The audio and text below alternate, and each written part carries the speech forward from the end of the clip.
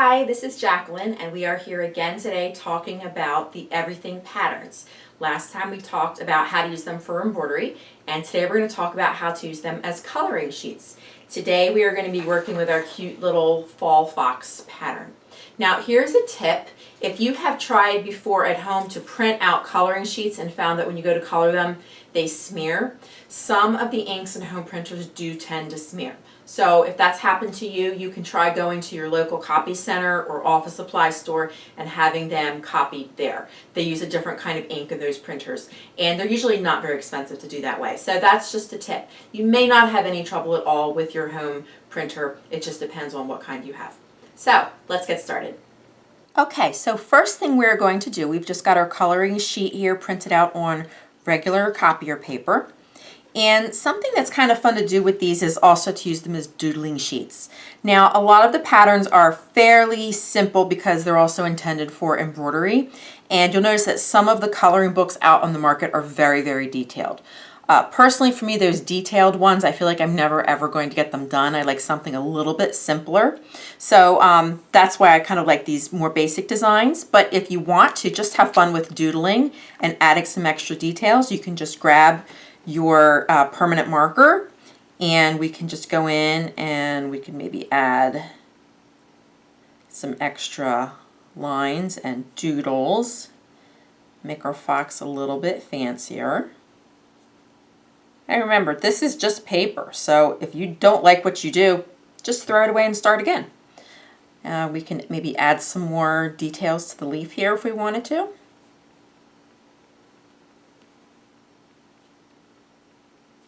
We could add a little more detail to the scarf if we wanted to. We could maybe add a little extra pattern to his scarf.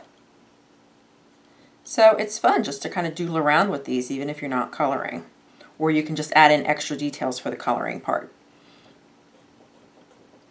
Okay, so if you've added the extra details, if that's what you wanted to do, the next thing you want to do is use your colored pencils. Now, you can get all kinds of colored pencils on the market.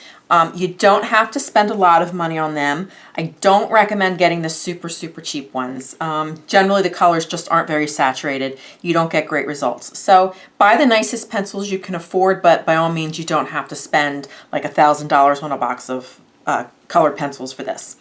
And normally when I'm coloring something, I like to pull out a bunch of colors that I think will go together. Like these are all fall colors.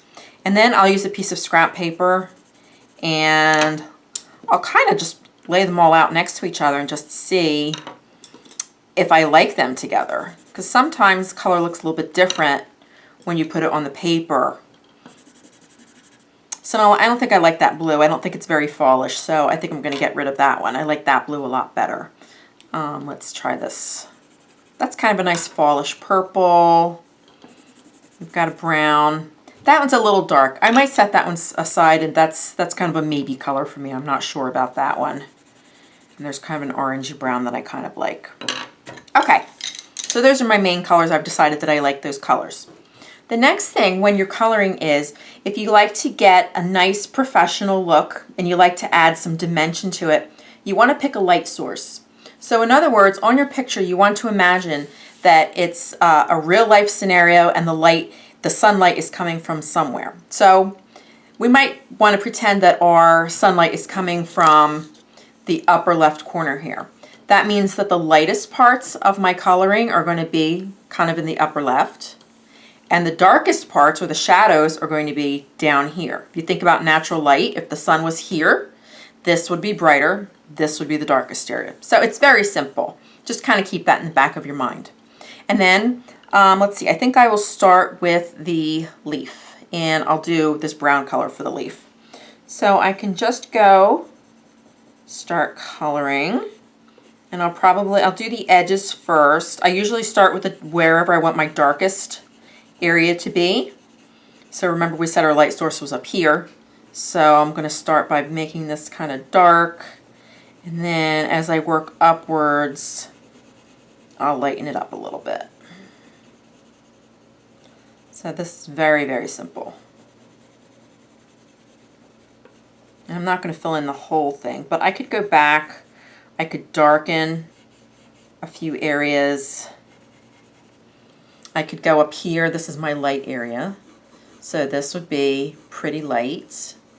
I could imagine that maybe this fox, as he's sitting on this leaf, is casting a shadow. So I might want to darken right underneath and around the fox at the bottom. And then kind of feather the color out just a little bit. Okay? And I can do the same thing with the little fox's tail. I'll start with the darkest area. I'm using a nice orangey color. And I will make it lighter as I go up. And that's just a different pressure. Darker pressure will give you darker color. Lighter pressure will give you lighter color. And you can also, if you want something darker, just keep going over it a few more times. You can also, if you want something really dark, you could try doing like a cross hatching, where I've got all of my coloring is kind of going in all one direction here. But if I wanted to darken up an area, I could just kind of cross hatch it. Cross hatching is when you go the opposite direction. So I could do that to darken up that area if I wanted to. And then I can just go in and do his little scarf.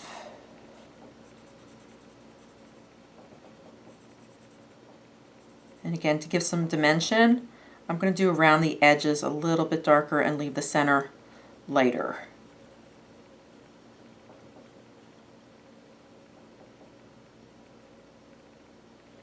And that's it. You just continue, and it's just a really simple coloring sheet. So I hope you'll give these techniques a try. It's a lot of fun, it's really simple, it's really relaxing. Have a great day.